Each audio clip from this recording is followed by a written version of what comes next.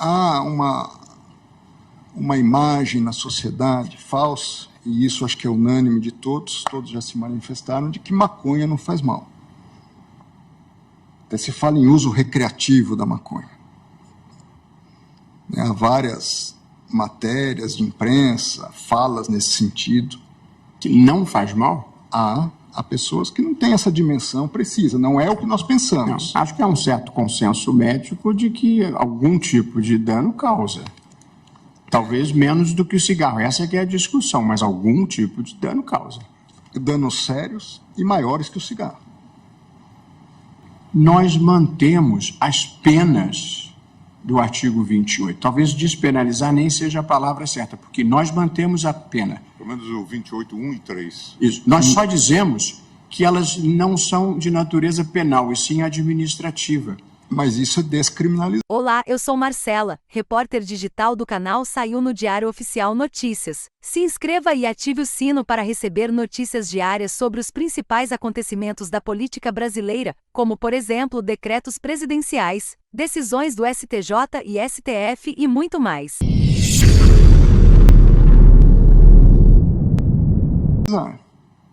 Eu estou tirando o ilícito penal, passando para um ilícito administrativo. Certo, mas com qual consequência prática que não seja quebrar a primariedade desses jovens, geralmente são jovens? Eminente ministro Luiz Roberto Barroso, primeiro, há sim a retirada de uma pena, que é a prestação de serviço à comunidade. Sim. Sob a minha ótica, tem uma finalidade propedêutica e preventiva importante. Esse é um primeiro aspecto. Quanto à questão da reincidência, se o ponto é esse, eu acho que nós não precisaríamos partir para esse caminho. Não é a reincidência.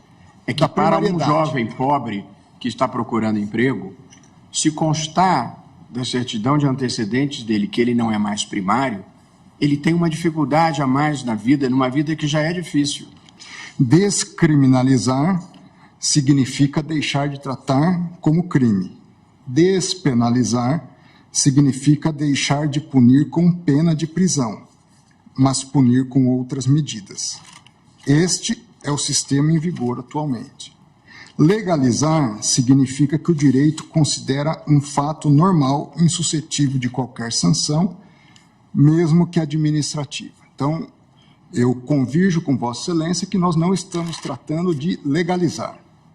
Então, que se extirpe qualquer dúvida a respeito disso. Legalizar ou despenalizar, o Congresso já o fez, pois deixou de tratar como crime.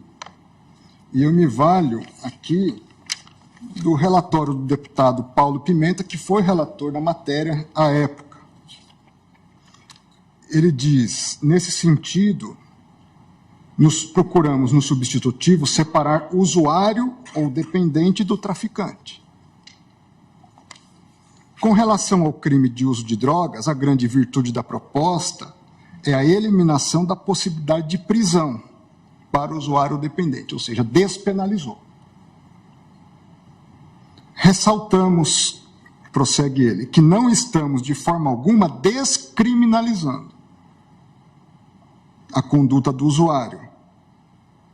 O que é, inclusive, o Brasil, inclusive, é signatário de convenções internacionais que proíbem a eliminação desse delito. O que fazemos é apenas modificar os tipos de penas a serem aplicadas ao usuário, excluindo a privação da liberdade. Então, o Congresso, de fato, já despenalizou. O que significa isso? Ao usuário de droga, que porta droga, não se priva mais da liberdade. Porém, a minha divergência é que, por hora, nós estamos tratando de duas questões. Uma, como bem apontou Vossa Excelência, é a necessidade de se estabelecer um critério objetivo para distinguir tráfico de uso. E aí há várias possibilidades de gramaturas que nós podemos estabelecer. Segunda questão é, de fato, a descriminalização. que, salvo se houver um reajuste de votos e nós só formos debater a questão da quantidade para diferenciar, eu entendo que nós estamos tratando da descriminalização também. Eu resgato os debates havidos na última sessão, logo após o voto do ministro Cristiano Zanin. Naquele momento, disse o ministro Alexandre de Moraes: presidente, à época ministra Rosa Weber, só um esclarecimento. Pelo que eu entendi da posição do ministro Cristiano Zanin, nós podemos separar em 2 pontos. O primeiro ponto seria a questão da descriminalização. Mas o segundo ponto, o eminente ministro Cristiano Zanin acompanha a todos quanto à necessidade de fixação de um quantitativo para diferenciar uso do tráfico. O ministro Cristiano Zanin responde: exato. Ministro Alexandre, no prosseguimento, ele, ministro Cristiano, não descriminaliza, mas ele separa o usuário de traficante. Adianto que eu vou seguir essa mesma linha do ministro Cristiano Zanin, de não descriminalizar. Porque, salvo, repito, se houver um reajustamento dos votos anteriores, entendo que nós estamos, sim, tratando de descriminalização. O ponto que eu observei, ministro André, nós não temos uma divergência de substância, é que todos nós que já votamos acompanhando o relator, nós mantemos as penas do artigo 28. Talvez despenalizar nem seja a palavra certa, porque nós mantemos a pena. Pelo menos o 28, 1 e 3. Isso. Nós só dizemos que elas não são de natureza penal, e sim administrativa. Mas isso é descriminalizar. Eu estou tirando o ilícito penal, passando para um ilícito administrativo. Certo, mas com qual consequência prática que não seja quebrar a primariedade desse jovem? Geralmente são jovens. Eminente ministro Luiz Roberto Barroso, primeiro, há sim a retirada de uma pena, que é a prestação de serviço à comunidade. Sim. Sob a minha ótica, tem uma finalidade propedêutica e preventiva importante. Esse é um primeiro aspecto. Quanto à questão da reincidência, se o ponto é esse, eu acho que nós não precisaríamos partir para esse caminho. Não é a reincidência. É que para um jovem pobre que está procurando emprego, se constar da certidão de antecedentes dele que ele não é mais primário, ele tem uma dificuldade a mais na vida, numa vida que já é difícil. Quanto a isso, eu também não teria divergência. O artigo 28, parágrafo 4º, diz que, em caso de reincidência, as penas previstas no incisos 2 e 3 do caput, ou seja, em caso de perda da primariedade... Eu não estou falando de reincidência, estou falando para a vida normal. Quer dizer, ele quer um emprego, e aí vão pedir a certidão dele de bons antecedentes e vai constar um registro penal por drogas. E, por via de consequência, a vida dele está prejudicada. Toda a discussão que nós tivemos... Desculpe, presidente, desculpe. Toda a discussão que nós tivemos, e eu fui o primeiro a votar lá atrás, nós estamos falando de fatos que começaram, o julgamento que começou em 2015, portanto, já lá se vão alguns anos, era fundamentalmente se inspirar, de alguma forma, até no direito comparado, no direito português, que faz um distinguishing de maneira muito clara entre a questão posta na esfera penal e a questão posta em outras esferas. E por isso, inclusive, no sistema português, se fez uma separação para não mandar esse usuário, normalmente jovem usuário, como disse o presidente, para uma delegacia e nem tratá-lo como penalmente responsável pelo simples uso de uma baixa quantidade de droga. Mas o sistema permite internação. Por isso que, inclusive, no voto, que é muito mais alongado, se falava de medidas recomendáveis que o próprio Congresso poderia tomar. Uma dúvida, ministro Gilmar. Não vamos mandar para a delegacia, nós vamos mandar para onde? Exatamente se diz. Claro que vão continuar... A autoridade administrativa vai cuidar disso. Essa é a proposta do modelo. Essa é a proposta do modelo. Eu entendo. Ministro Alexandre trouxe aqui. Veja, eu não quero cometer uma interrupção em relação ao seu voto. Imagina, também. Mas o ministro Alexandre trouxe aqui os dados, inclusive em série, de delegacias da capital que adotam critérios díspares. Quanto a isso, eu estou extremamente de acordo a tudo. Para considerar alguém como usuário ou traficante, produzindo, portanto, isso é maléfico. uma Babel que resulta aqui. A proposta é dizer, aquele que for usuário, ele precisa de tratamento. Nós temos um usuário de drogas leves, que deve ser advertido, eventualmente diálogo com a família. Nós temos usuários que podem precisar de internação. E por isso o sistema permite, por isso também se faz aqui um apelo ao legislador para que se faça até a internação, o tratamento. Porque, claro, recentemente o ministro Alexandre foi relator de uma situação envolvendo pessoas na Cracolândia. Não era esse o objeto do debate, mas nós sabemos que pessoas se tornam usuários e completamente dependentes. Então, a abordagem era... Esse é um debate legítimo, ministro Gilmar. A única questão é uma questão que nós estamos definindo uma descriminalização. Pelo menos sejamos honestos em admitir isso. É uma tese de um lado, é uma tese de outro, mas é isso do que nós estamos... Sim, mas deixa de ser infração penal, continuando a ser um ilícito aqui administrativo. Por isso que, inclusive, propus uma interpretação conforme. O que, com a devida vênia, é uma descriminalização. Porque, assim, porque a palavra, ela produz um efeito, ministro André. Pois não, perdão, ministro. É só uma questão, talvez seja menos uma questão semântica e mais uma questão de percepção. Quando fala descriminalização, parece que nós estamos dizendo que não tem problema. E não é isso que nós estamos fazendo. Não é recreio. Não é isso que nós estamos fazendo. Mas, veja, nós entendemos a posição de Vossa Excelência e eu devolvo a palavra para continuar. Até porque eu justifico isso. Pois não, ministro Alexandre. Ministro Alexandre. Permite, eu quero aqui, até porque eu trouxe a proposta de tese, o ministro André está correto. Nós não estamos legalizando, ou seja, dizendo que não poderá haver consequências, mas nós estamos descriminalizando. Então, é importante o debate, a minha posição é contrária do ministro André, mas eu preciso me manifestar nesse sentido, porque o primeiro item da minha tese é exatamente isso, não tipifica o crime previsto no artigo 28. Isso. Então, nós não estamos legalizando, como o presidente disse. Com o que eu concordo. Mas estamos descriminalizando. Não é mais crime. Ou seja... É um ilícito, mas não é crime. Não é crime. Não é um ilícito criminal. Não é crime. Mas estamos mantendo como ilícito administrativo, podendo o legislador, inclusive, fazer todo um tratamento, e daí a necessidade de que as autoridades de saúde pública passem a focar essa temática.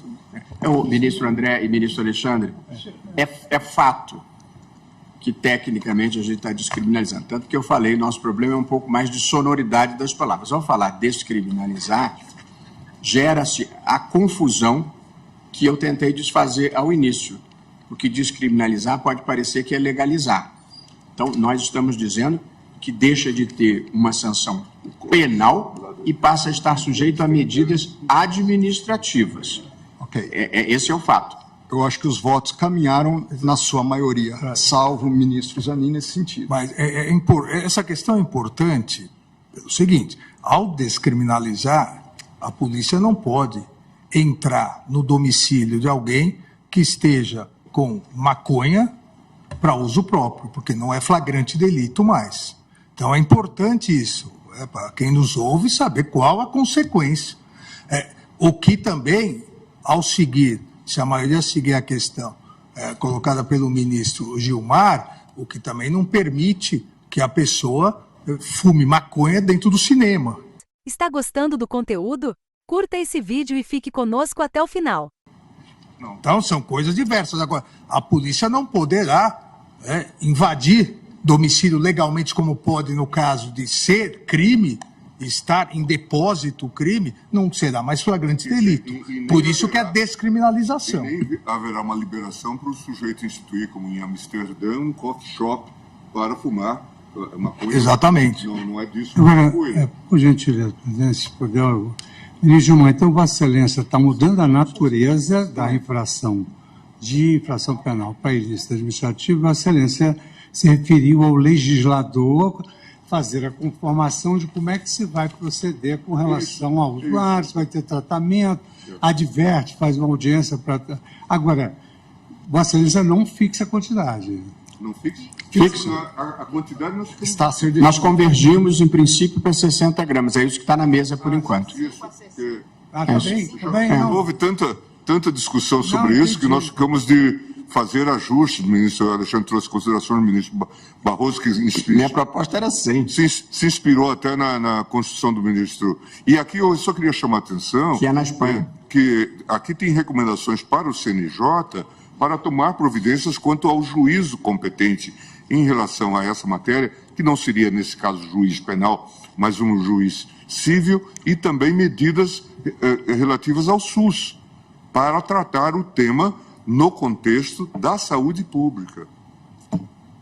Ministro André, Vossa Excelência tem a palavra. Desculpe, Ministro ministro. André. Não, isso para mim... Pois não, ministra Carmen. Não, eu sei que cada um Isso só tem a fala da parteia, qualidade do seu voto. que a Não, parteia, e não deixa que Vossa Excelência comece o voto. Mas Eu só não para iria responder abordar isso, mas nos últimos dias a terminologia ficou no ar para mim. Pois não, ministra Carmen. Não apenas porque Vossa Excelência fez uma indagação ao senhor presidente sobre as consequências de ilícito penal para um ilícito civil, que seria, por exemplo, só a reincidência. Não. Apenas também trazendo uma chega ao que o presidente já respondeu, o ministro relator também.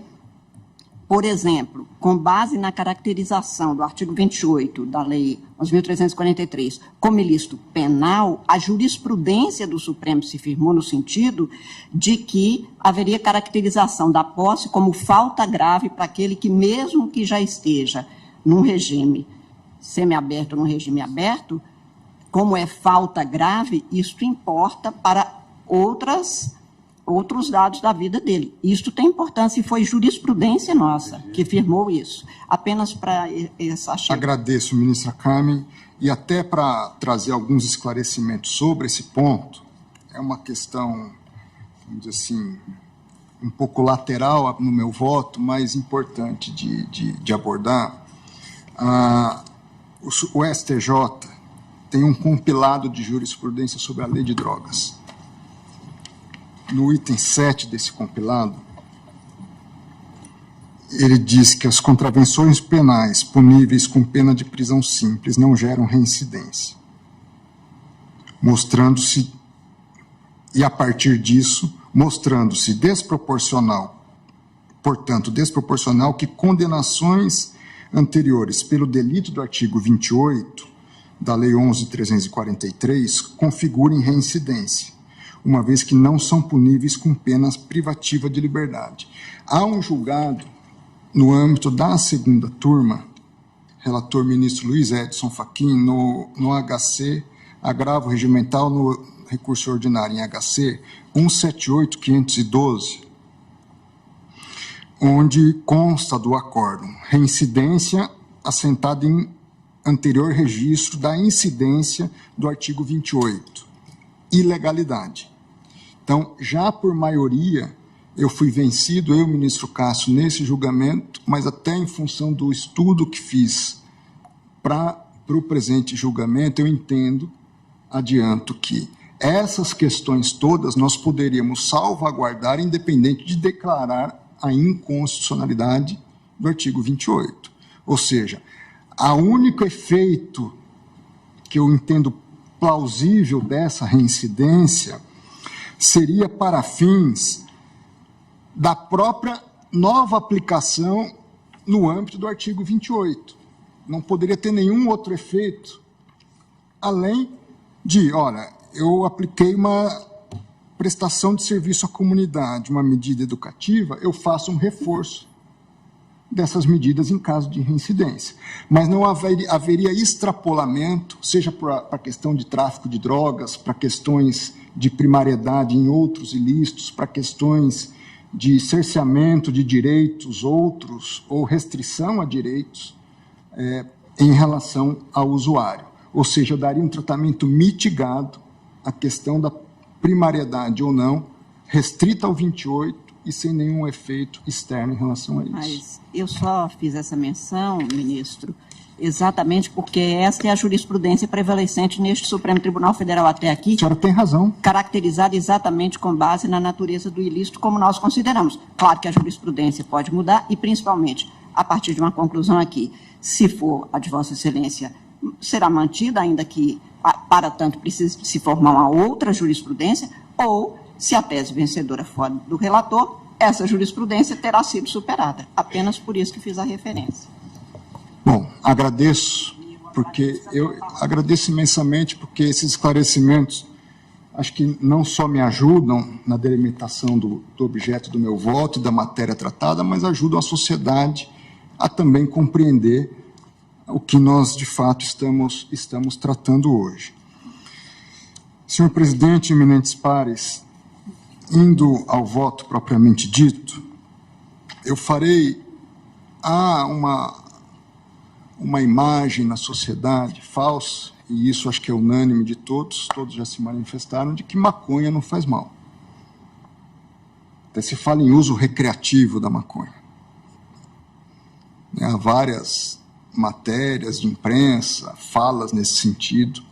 Que não faz mal? Há pessoas que não têm essa dimensão precisa, não é o que nós pensamos. Não, acho que há um certo consenso médico de que algum tipo de dano causa. Talvez menos do que o cigarro, essa que é a discussão, mas algum tipo de dano causa. Danos sérios e maiores que o cigarro. Ao mesmo tempo, eu entendo que isso é importantíssimo para nós melhor delimitarmos a quantidade.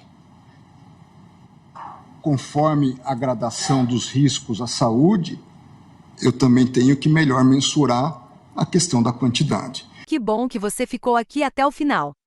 Nossos vídeos vão ao ar de segunda a sexta às 19 horas. Compartilhe esse vídeo para que mais pessoas saibam o que está acontecendo em nosso país. Vejo você no próximo vídeo.